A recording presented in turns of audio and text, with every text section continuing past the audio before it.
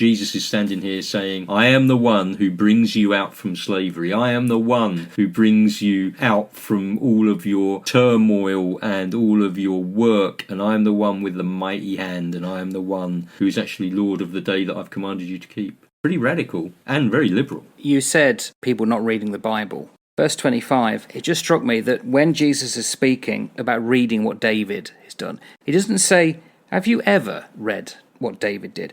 He says, have you never read? That's that negative. It's actually quite strong. It's almost disbelieving, isn't it? Another time, doesn't he? He looks at one of the teachers of the law and says, you're a teacher of the law and you don't know this? Yeah, seriously? That's right. You're a leader of Israel and you don't know this? What's wrong with you, mate? From what I see, anyway, it's very typical rabbinical style teaching that you answer a question with a question. You say this, I say this, you say this, I say this, and we end up in this question. I have read the scriptures, but have you never read the prophets? Well, I have read the prophets. But have you ever read the prophets and the Torah combined? I have read the prophets and the Torah combined. But have you never read the Torah, the prophets and the writings combined to draw a fuller account?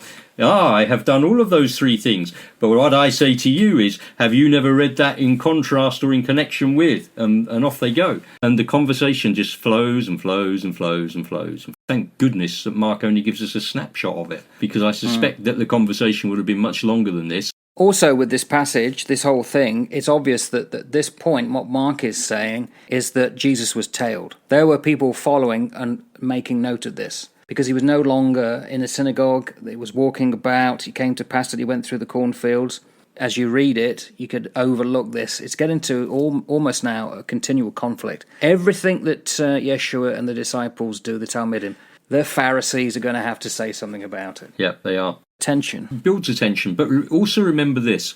I am not somebody who believes that the series of events that we have recorded here necessarily happened exactly in that chronology. Yeah. I wouldn't say that there's not a broad chronology there. Obviously there is, because there's a trajectory of his birth all the way through to his death and resurrection, all the way through. So there's obviously a chronological trajectory. But certain accounts, I believe, are, if you like, cut and paste into certain sections in order to add something to the whole of the narrative. Yeah. And comes down to the authorial intent, which I believe shows through with all of the writings, Matthew, Mark, Luke and John. What am I trying to show you? How can I craft all of these accounts in a way that best presents the facet that I want to share you of this God-man Jesus? Mark's view is that this man is the servant, isn't it? Suffering servant, yeah. The suffering servant, and it's just very quick, and he just wants to move us from one point to the next point, to the next point, to the next point.